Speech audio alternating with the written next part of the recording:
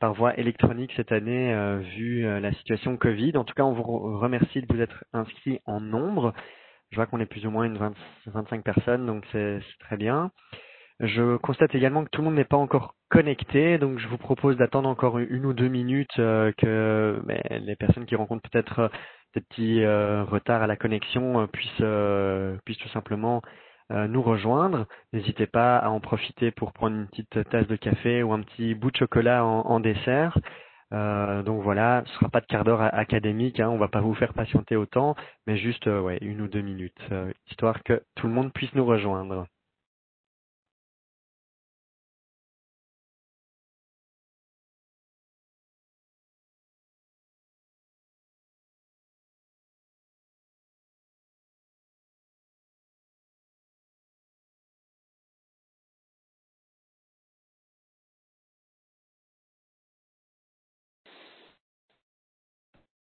Je vois qu'on est 18.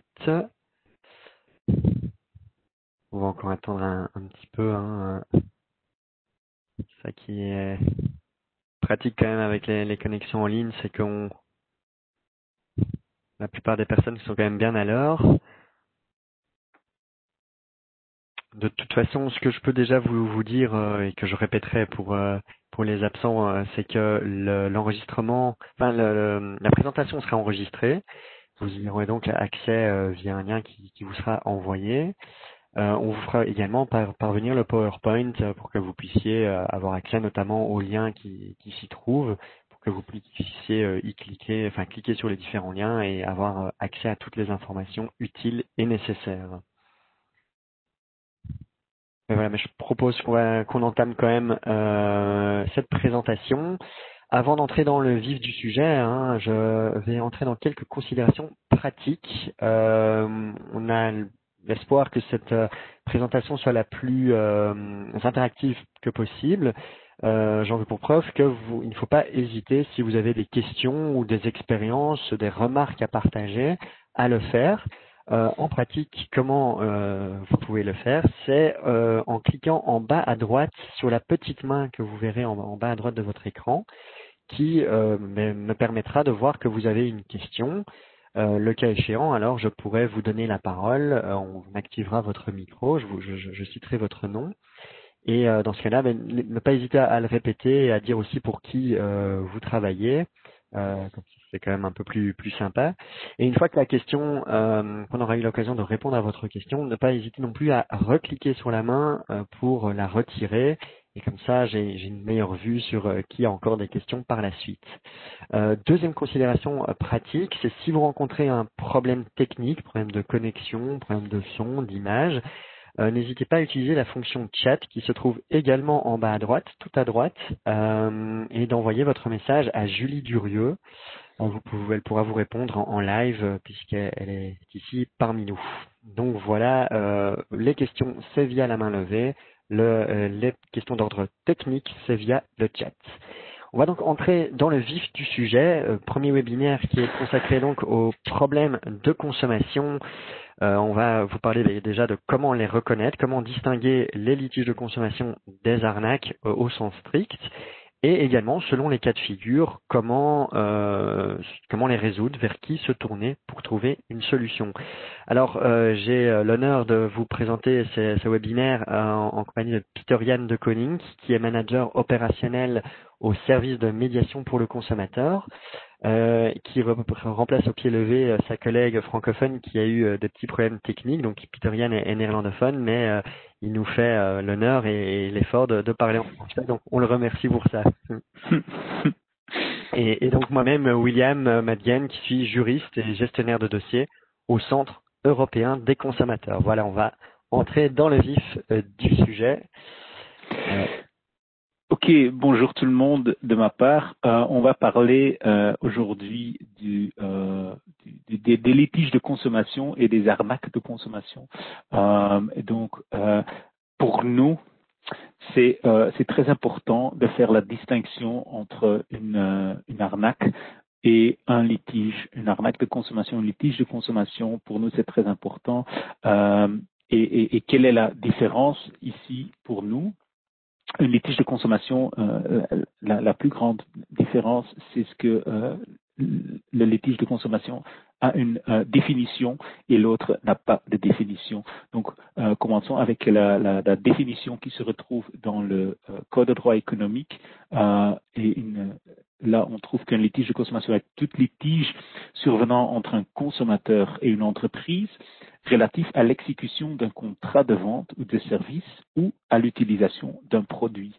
Ce qui est important, donc, que c'est un problème entre deux personnes et les deux personnes existent. La société existe et on sait la retrouver et on sait parler avec. Donc, on peut la contacter pour parler et pour trouver une solution. Une grande différence avec une arnaque, parce que chez une arnaque, le but de la partie adverse est de vous arnaquer. Le but est de voler de l'argent et de disparaître après. Donc, il n'y a pas de volonté après de parler et de trouver une solution ou de chercher ensemble avec un médiateur une solution possible. Parfois parce que la société n'existe pas et a disparu, parce qu'on ne retrouve pas des coordonnées de compta. Et donc voilà, on peut dire que l'argent a disparu. Quelques exemples types des arnaques, surtout, et comme premier, c'est l'exemple qu'on utilise le plus pour dire que c'est une arnaque, ce sont les lettres nigérianes. Il y a une prince nigérien qui vous offre son héritage. C'est une somme énorme, mais pour avoir accès à cette somme, il faut lui payer une toute petite somme de quelques dizaines ou quelques centaines d'euros. Évidemment, après, cet argent est parti et vous n'aurez pas accès à cet héritage énorme. Une autre exemple, ce sont les arnaques au bout du fil. C'était une campagne il n'y a pas longtemps faite par l'SPF Économie ensemble avec le Centre européen des consommateurs sur les différents types d'arnaques des vendeurs qui appelaient via le téléphone pour vous convaincre de prendre un abonnement ou de dépenser quelques petites sommes, quelques dizaines d'euros pour vous voler de l'argent. Un troisième exemple, et c'est quelque chose que tout le monde connaît l'existence, ce sont les faux webshops. Partout sur Internet, il y a pas vraiment de frontières. Partout sur Internet, il y a des faux webshops. Alors maintenant qu'on connaît la différence entre une arnaque et un litige de consommation, on va s'intéresser aux démarches qu'il faut effectuer pour trouver une solution, en tout cas les réflexes qu'il faut adopter au fait qu'on a été confronté à ce genre de pratique. Alors on va commencer par les arnaques. Alors le premier élément qu'il faut garder en tête, et là je vais un peu vous spoiler, mais c'est que dans la grosse majorité des cas, il faut un petit peu faire le deuil de son argent. Dans la plupart des arnaques, il est très difficile de récupérer ses billes. C'est pas pour autant qu'il faut rester les bras croisés. Il y a certains réflexes à adopter de toute urgence. Deux réflexes principaux. Le premier, c'est de contacter votre banque, votre organisme bancaire, pour bloquer les comptes sur lesquels l'argent aurait été débité ou les cartes sur lesquelles l'argent aurait été ponctionné. C'est très important de le faire le plus vite possible pour deux raisons. D'une part, pour stopper l'hémorragie, éviter que d'autres paiements aient lieu sur ce moyen de paiement. Par ailleurs, il est important de le faire pour prouver votre bonne foi, pour prouver votre diligence. En effet, dans certains cas de figure, vous serez amené à introduire des procédures auprès de votre organisme bancaire pour peut-être demander des remboursements. Et si vous n'avez pas été réactif, la banque pourrait vous le reprocher et vous refuser tout ou partie des remboursements que vous sollicitez. Par ailleurs, conseil très utile si la personne arnaquée a vu des prélèvements être effectués sur une carte de crédit, je parle d'une carte de crédit classique, pas les cartes de crédit prépayées, c'est d'introduire une demande de chargeback sur le site macarte.be que vous voyez sur le slide. C'est un site qui a été mis en place par la société Worldline, qui est donc l'émetteur des cartes de la plupart des cartes de crédit en Belgique, et qui, suite à une enquête, va éventuellement, à certaines conditions, pouvoir vous rembourser. Donc c'est un lien extrêmement utile. Nous, on le conseille très souvent aux consommateurs qui font face à des arnaques où on ne peut pas intervenir. Alors, le deuxième réflexe à avoir, donc le premier réflexe, c'est de contacter sa banque. Le deuxième réflexe, c'est de signaler la pratique dont on a été victime aux autorités compétentes. Tout ça pour éviter que d'autres personnes dans le futur tombent dans le panneau. Alors, par autorité compétente, on a surtout en tête deux organismes. Tout d'abord, l'inspection économique, le SPS Économie, qui a mis en place une plateforme qui s'appelle pointdecontact.belgique.be. Vous avez le lien également sur le slide. Et qui est une sorte de base de données géante sur laquelle l'inspection économique va pouvoir se reposer pour, le cas échéant, mener des enquêtes et prendre des sanctions contre des sites ou des vendeurs qui ne respecteraient pas la législation économique. Mais pour pouvoir mener ces enquêtes, pour pouvoir vraiment prendre des mesures concrètes, il faut évidemment qu'ils aient le maximum d'informations et les informations les plus précises que possible. C'est pourquoi il est important que toute personne qui fait face à une arnaque le dénonce via ce lien. La même remarque vaut également pour la police. Important, il peut être utile de déposer plainte à la police, mais idéalement, il faut que la police ait de nombreuses informations et des informations de qualité pour pouvoir faire quelque chose. Alors, j'insiste aussi, j'ai cru voir dans la liste des participants qu'il y avait de nombreux représentants, enfin, nombreuses personnes qui travaillent dans des commissariats de police. Si vous avez des questions ou des remarques à ajouter, si vous voulez vraiment faire part de votre expérience concernant ce type de situation, n'hésitez pas. Je pense que ça peut être très éclairant pour tout le monde, y compris pour nous deux, Peter, Yann et moi, parce qu'on a très rarement des feedbacks des consommateurs à ce sujet. Alors, je terminerai aussi sur le dernier point, c'est qu'il peut être aussi utile de prévenir d'autres consommateurs en partageant des commentaires en ligne, que ce soit sur le profil du vendeur, sur son site internet, mais également sur des forums. Alors, on insiste, c'est vraiment à ne faire que pour les cas de véritable arnaque. Il n'est pas question ici d'incendier un vendeur qui vous aurait livré 3-4 jours trop tard. Il faut vraiment être très prudent avec ce genre d'outils pour ne pas entrer dans des cas quasi de diffamation. Alors oui, maintenant qu'on a parlé de comment réagir face à une arnaque, on va un petit peu remonter dans le temps, un peu voir comment en amont éviter les arnaques. Alors il y aura dans les prochaines semaines des webinaires qui seront consacrés entièrement à cette question-là, donc on ne va pas entrer dans le détail, mais quand même quelques conseils, quelques tips qu'on pourrait vous donner. Par exemple, le premier c'est le Web Shop Check, c'est un outil que l'on a mis en place au Centre européen des consommateurs, qui est accessible sur notre site et qu'il est utile d'utiliser avant de faire un achat sur Internet. Le Web Shop Check, c'est tout simplement un tutoriel qui vous aide à vous poser les bonnes questions avant de passer votre achat. Tout simplement vérifier qui est le vendeur. On a notamment des liens vers les différents registres du commerce européen qui va vous permettre de vérifier si la société y est bien enregistrée. On vous explique aussi quel moyen de paiement privilégier, comment vérifier des règles, quelles règles juridiques vérifier dans les conditions générales. Voilà, il y a toute une série de conseils très utiles. Le deuxième élément à prendre en ligne de compte, c'est que le droit européen est extrêmement protecteur des droits des consommateurs. Il y a vraiment législations qui ont été harmonisées et il faut vraiment en profiter. Ça veut dire privilégier les achats auprès de vendeurs européens par rapport aux achats effectués auprès de vendeurs non européens.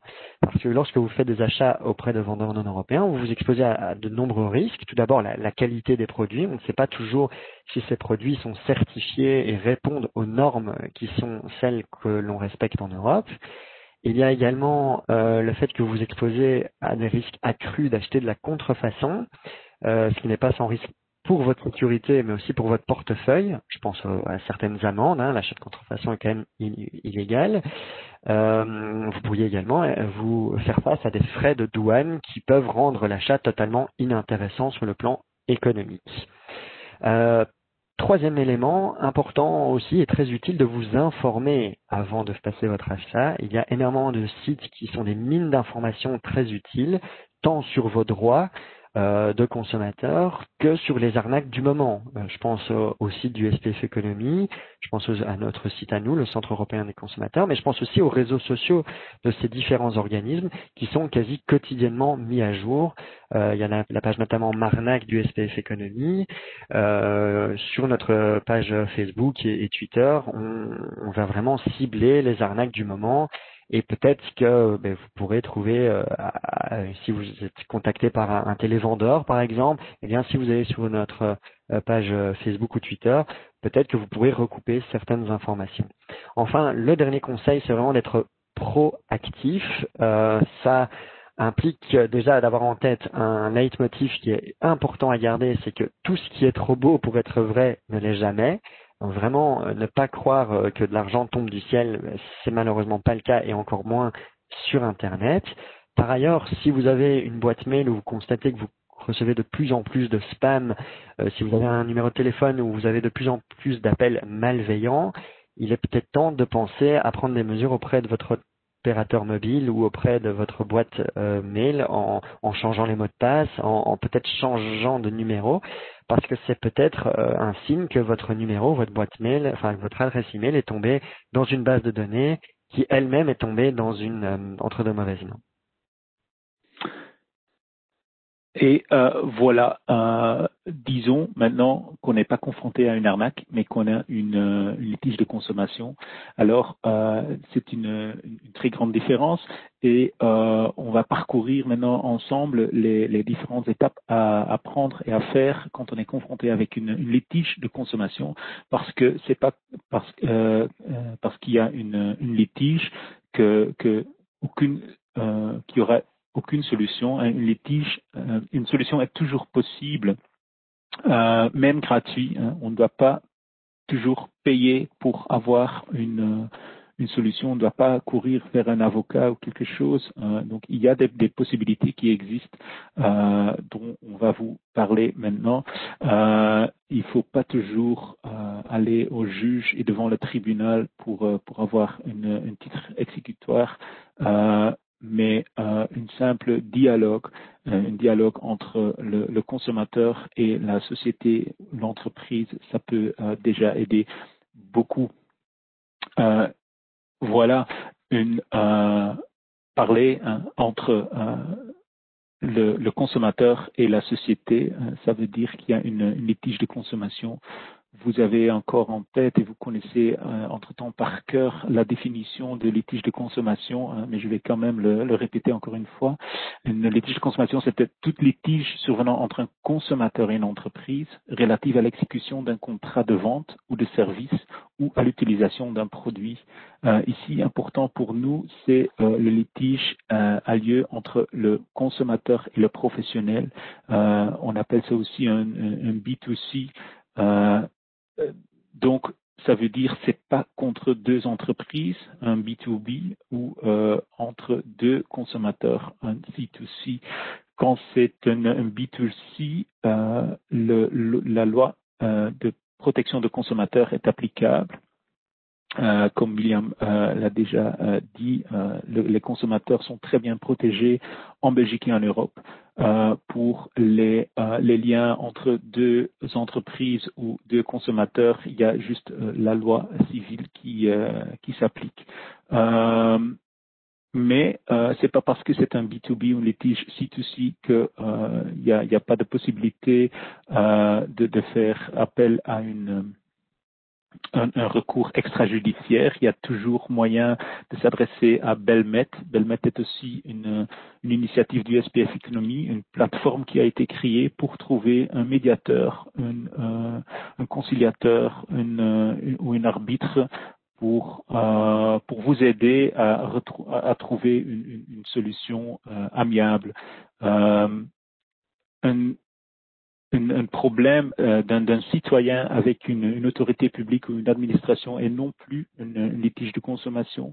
Pour ce genre de problème, pour ce genre de litige, existent les différentes ombudsman, l'ombudsman fédéral, l'ombudsman wallon, l'ombudsman flamand.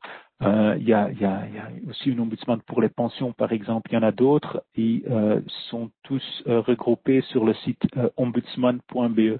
Donc nous, William et moi, on parle et on travaille dans le domaine des litiges de consommation, mais pour tout autre litige, existe aussi des moyens pour faire appel à une solution extrajudiciaire.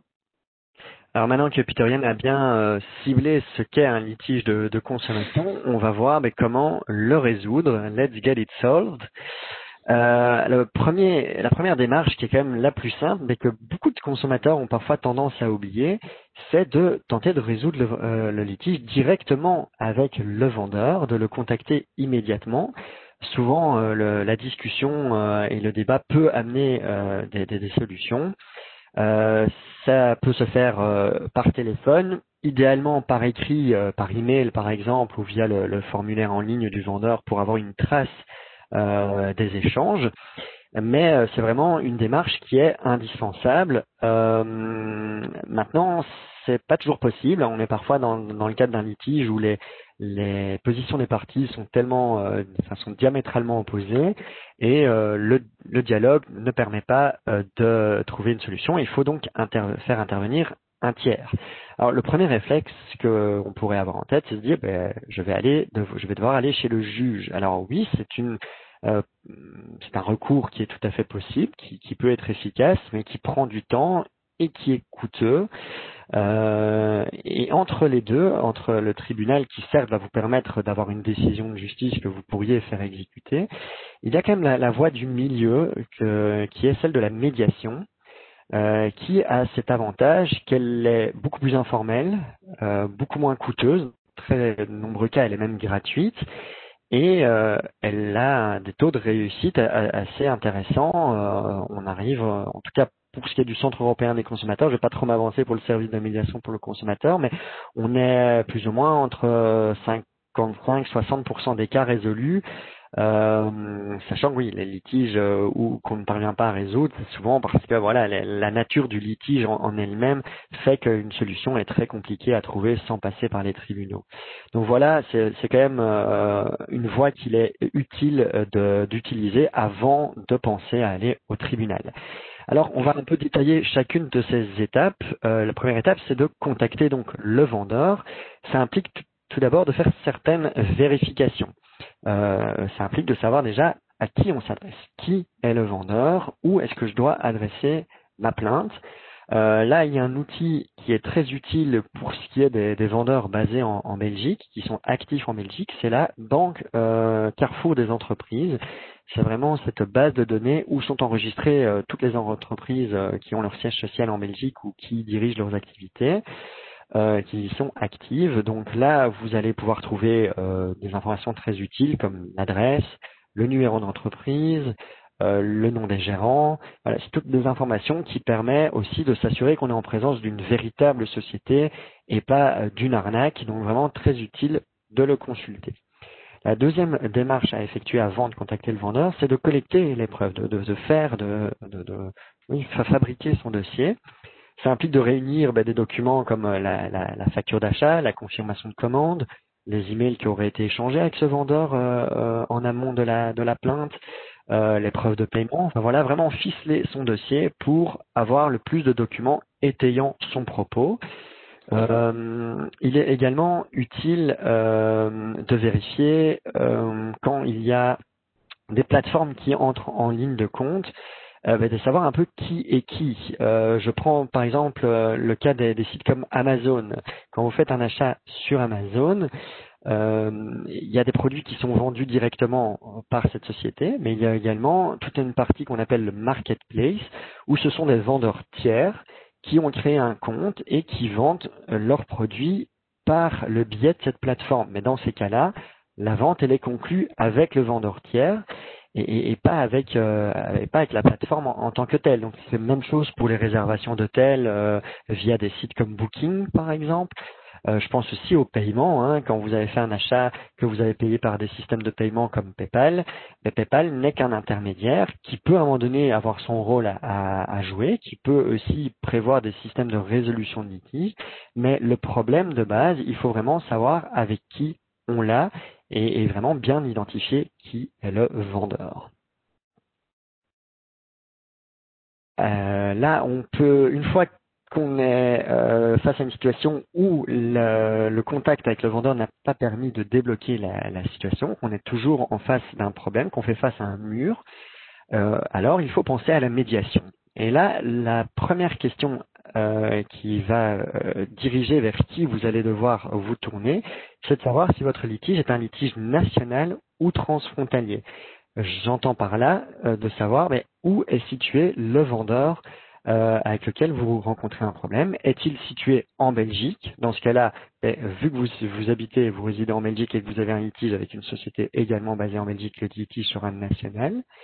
Par contre, si votre litige concerne une société qui est basée à l'étranger, dans un autre pays de l'Union européenne, ce sera un litige transfrontalier. Il y aura donc d'autres démarches à effectuer. Et je redonne la parole à Peter Yann pour les litiges nationaux. Ouais, voilà.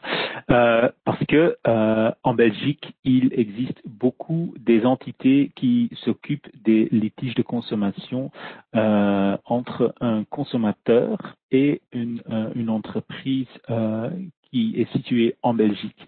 Dans différents secteurs existent des différentes entités spécialisées dans le domaine. Hein.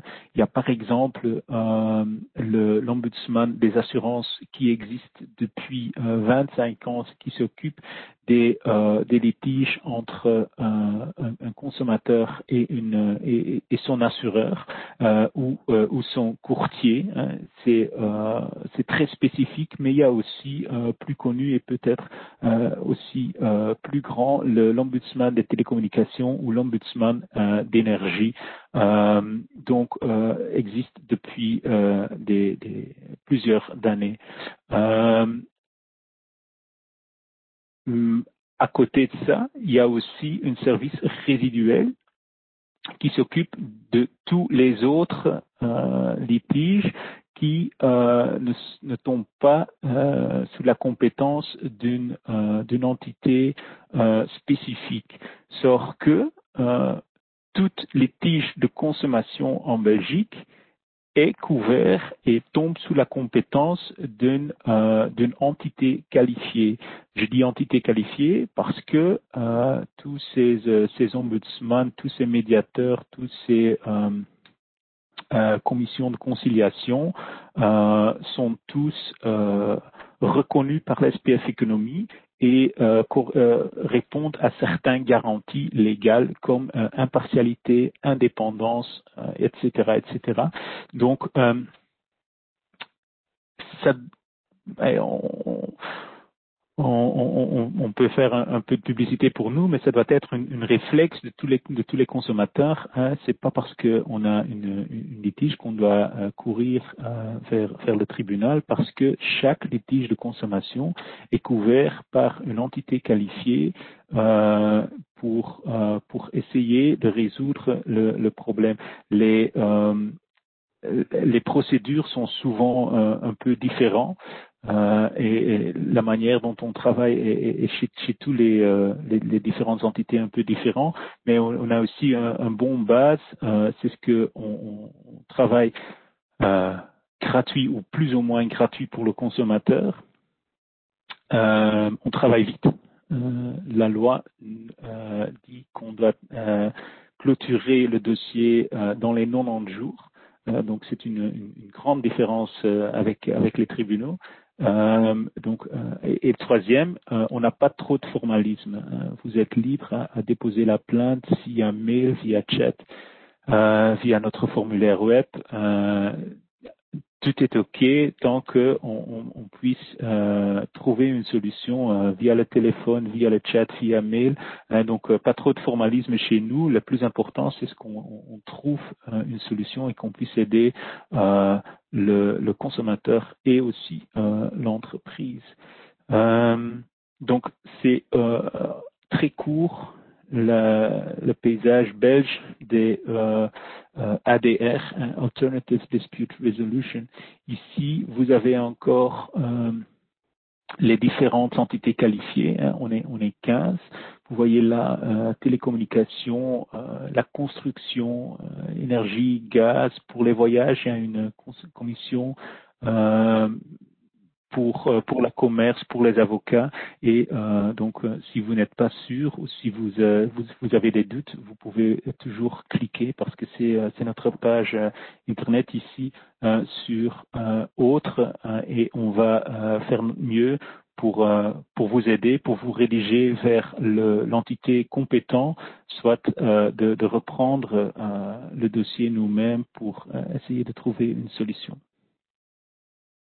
Alors si la personne qui revient chez vous ou si vous-même êtes confronté à un litige transfrontalier, donc pour rappel avec une société basée dans un autre pays de l'Union européenne, il ne faut pas hésiter à faire appel au Centre européen des consommateurs.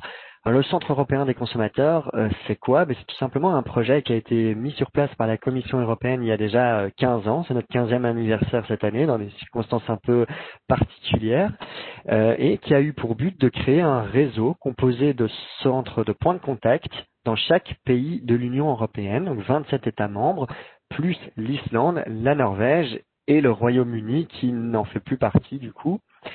Qui fait toujours partie de notre réseau, mais qui n'est plus un pays membre de l'Union européenne avec le Brexit, qui a pour but vraiment d'aider les consommateurs gratuitement.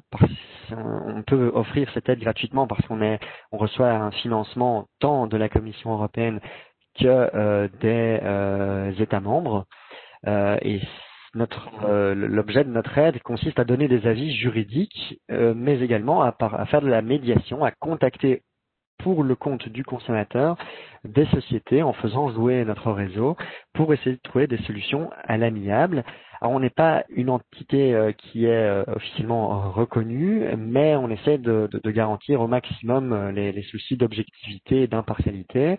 On écoute les positions des différentes parties, on accepte a priori que les dossiers qui sont juridiquement fondés, mais vraiment le but c'est d'essayer de trouver des solutions pragmatiques de manière la plus informelle possible pour éviter que le consommateur et la société ne doivent en arriver à aller devant le tribunal. Alors, la plupart des dossiers peuvent nous parvenir via le site CEC Belgique. Et donc, vraiment concrètement, si vous avez une plainte en tant que Belge, par exemple contre un vendeur en ligne qui est basé en Tchéquie, eh bien, vous allez, en tant que Belge, soumettre votre plainte au Centre européen des consommateurs belges qui va l'analyser, voir que le dossier est bien fondé et qu'il est complet. Et une fois que c'est le cas, il le transmet au Centre européen des consommateurs tchèque dans mon exemple, qui lui, profitant de la facilité de la langue, va contacter le vendeur pour essayer de trouver une solution.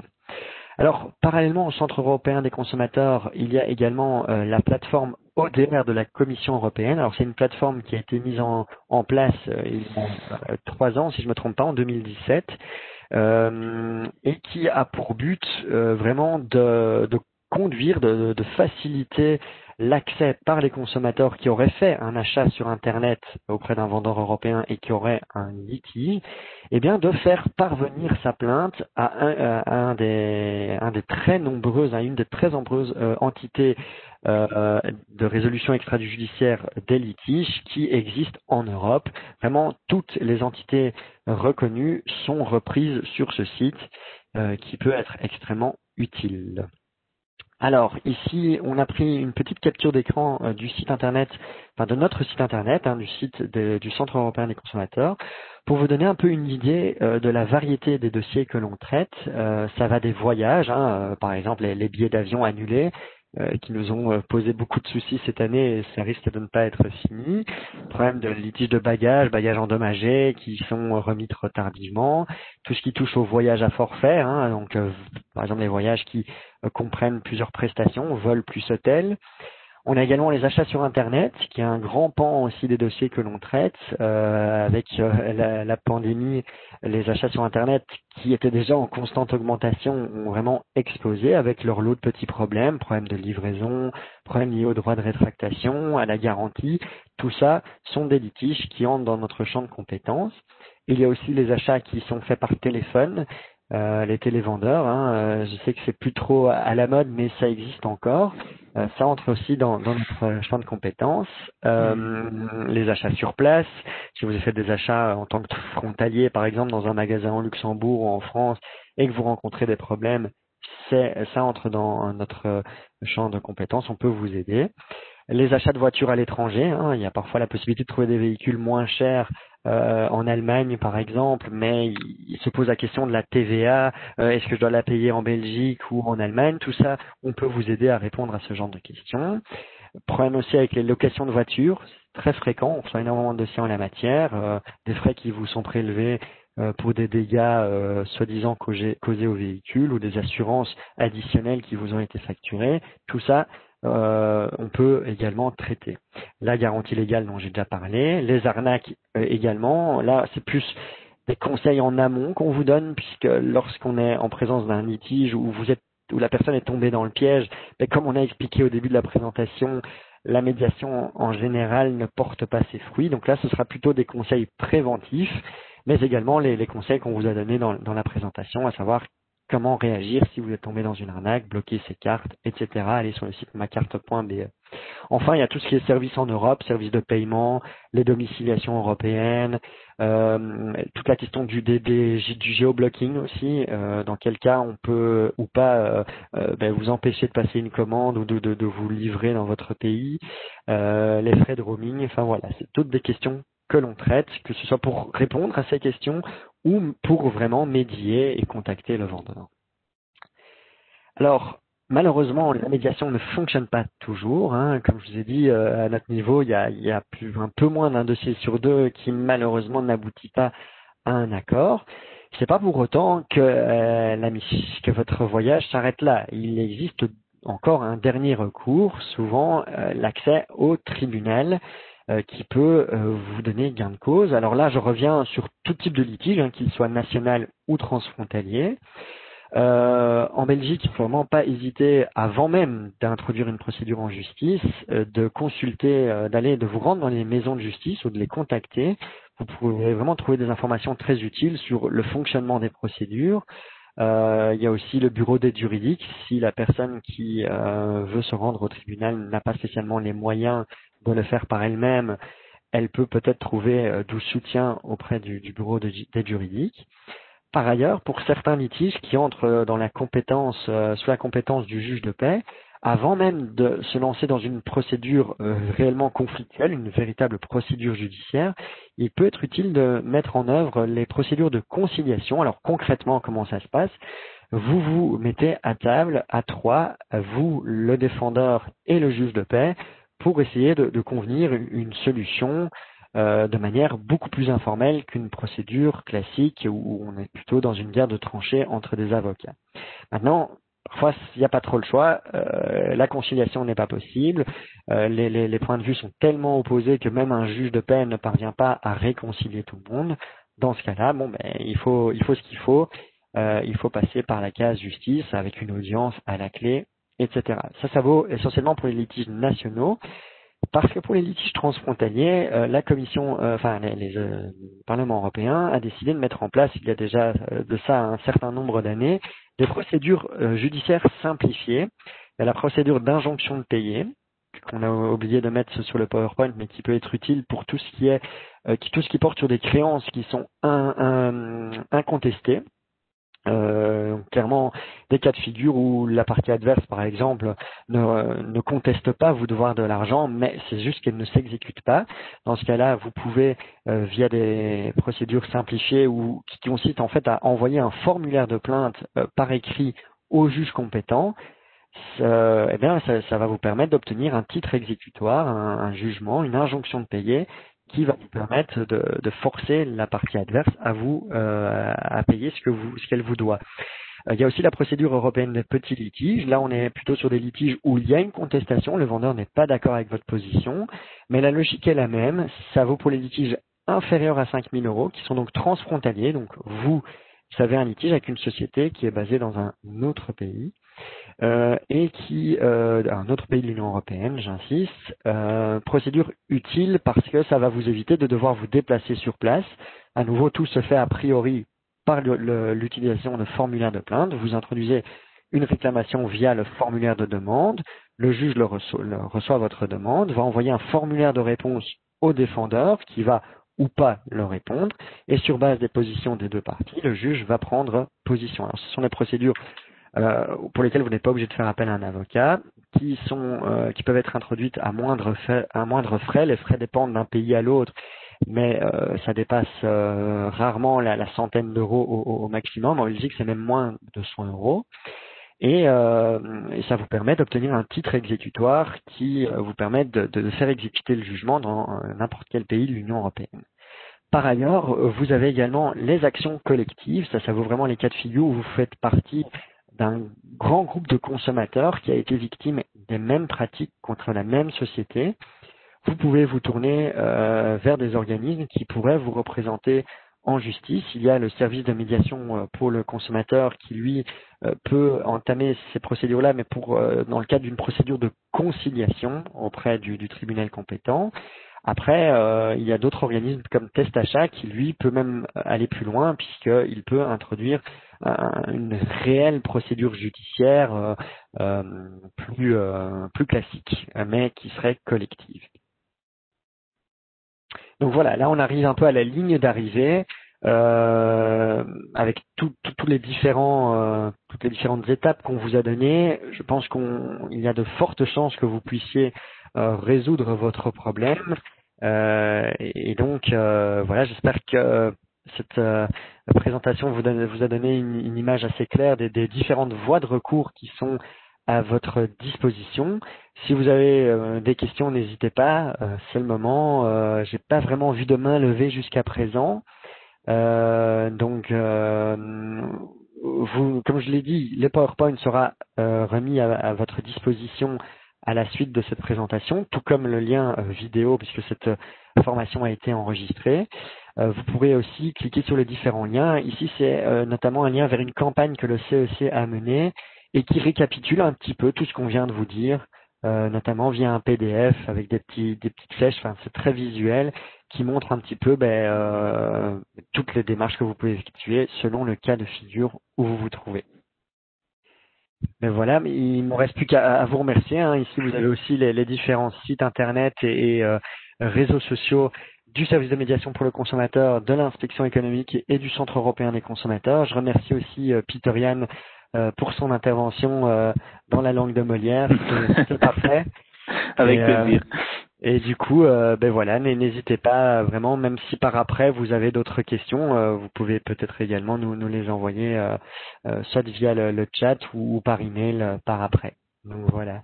Je sais que je ne sais pas, j'avais vu que l'une des participantes avait peut-être une expérience à partager. Elle travaille pour un bureau de police. C'était par rapport justement au fait de déposer plainte par rapport à la police lorsqu'on est victime d'une arnaque. Je ne sais pas si il y a des remarques. La personne en question m'avait dit qu'elle n'avait pas de micro, donc du coup elle ne pouvait pas poser la question oralement. Mais entre-temps, je n'ai pas vraiment reçu Si ça va mieux, ou vous pouvez aussi taper la question dans la chat. Donc, ainsi, on peut lire à haute voix votre question pour après la répondre.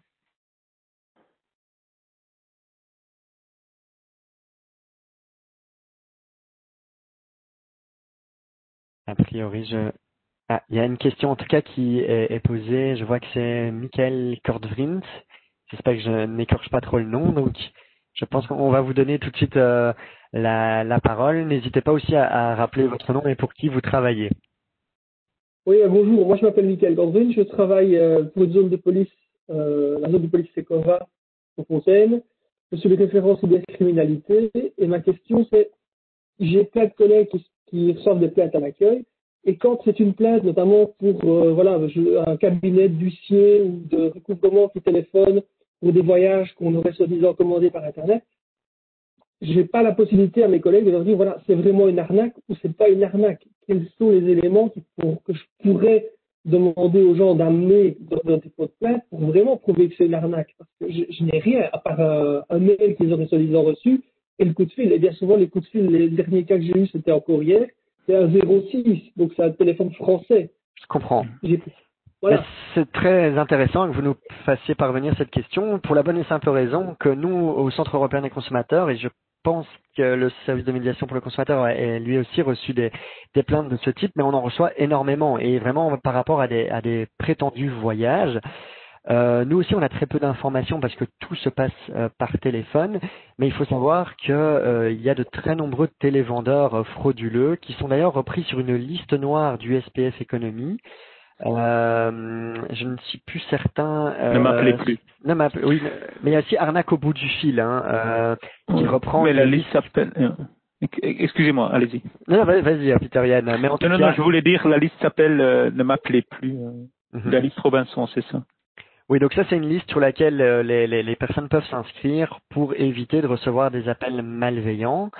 Mais c'est une pratique qui est connue et là je peux vous confirmer, vu le nombre de dossiers qu'on a reçus, qu'il s'agit d'une arnaque pure et simple. Ces sociétés ne sont enregistrées nulle part et à aucun moment on a entendu que ces personnes allaient plus loin en entendant des procédures judiciaires contre les consommateurs, tout simplement parce que leur prétendue créance, entre guillemets, repose vraiment sur du vent.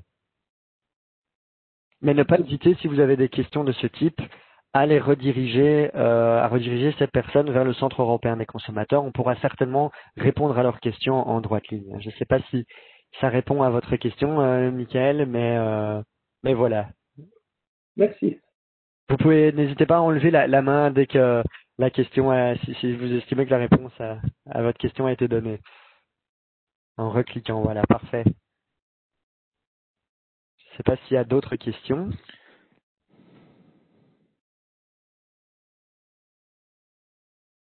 Mais a priori non. On vous remercie en tout cas pour votre attention.